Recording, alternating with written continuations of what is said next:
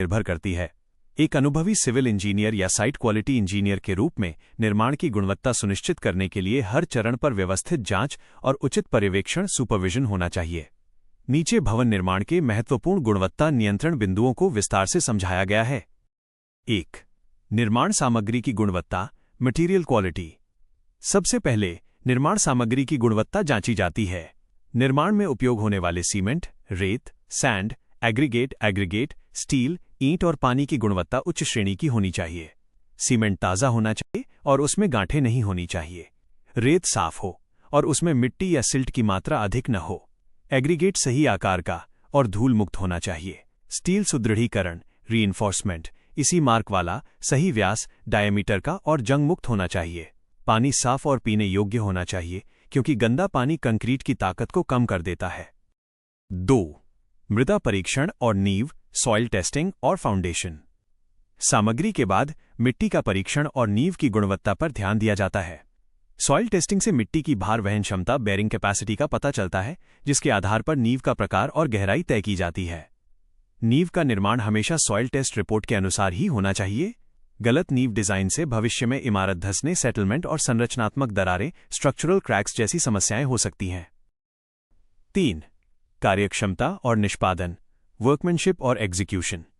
अगला महत्वपूर्ण बिंदु कार्यक्षमता है।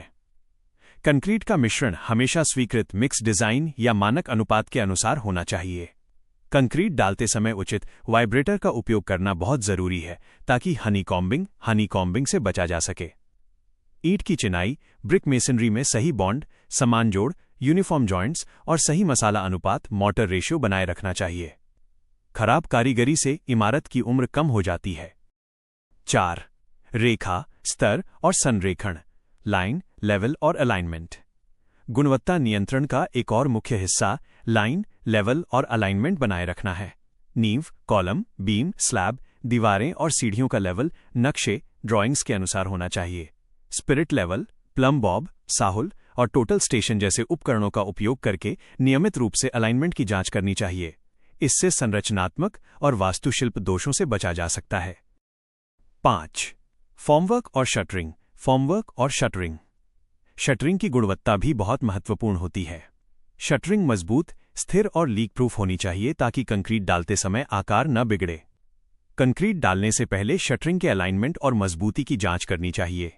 उचित शटरिंग तेल का उपयोग करना चाहिए, जिससे शटरिंग हटाते समय कंक्रीट की सतह को नुकसान न पहुंचे। 6. कंक्रीट परीक्षण, कॉन्क्रीट टेस्टिंग। कंक्रीट की गुणवत्ता सुनिश्चित करने के लिए स्लम टेस्ट से उसकी कार्यक्षमता जांची जाती है। क्यूब टेस्ट के माध्यम से कंक्रीट की संपीड़न शक्ति, कंप्रेसिव स्ट्रेंथ सत्यापित की जाती है। कंक्रीट कास्टिंग के दौरान निरंतर पर्यवेक्षण होना चाहिए, जिससे सेग्रीगेशन और अनुचित संघनन, कंपैक्शन से बचा जा सके। 7. तराई की प्रक्रिया, क्यूरिंग प्रोसेस। कंक्रीट के बाद क्यूरिंग तराई सबसे महत्वपूर्ण प्रक्रिया है। उचित तराई से कंक्रीट को आवश्यक मजबूती मिलती है। सामान्य परिस्थितियों में कंक्रीट की तराई की अवधि कम से कम 7 से 14 दिन होनी चाहिए। यदि तराई सही ढंग से नहीं की गई तो दरारें पड़ सकती हैं और मजबूती कम हो सकती है। 8. इलेक्ट्रिकल और प्लम्बिंग कार्य। इमारत की गुणवत्ता में बिजली और प्लम्बिंग कार्यों की भी बड़ी भूमिका है।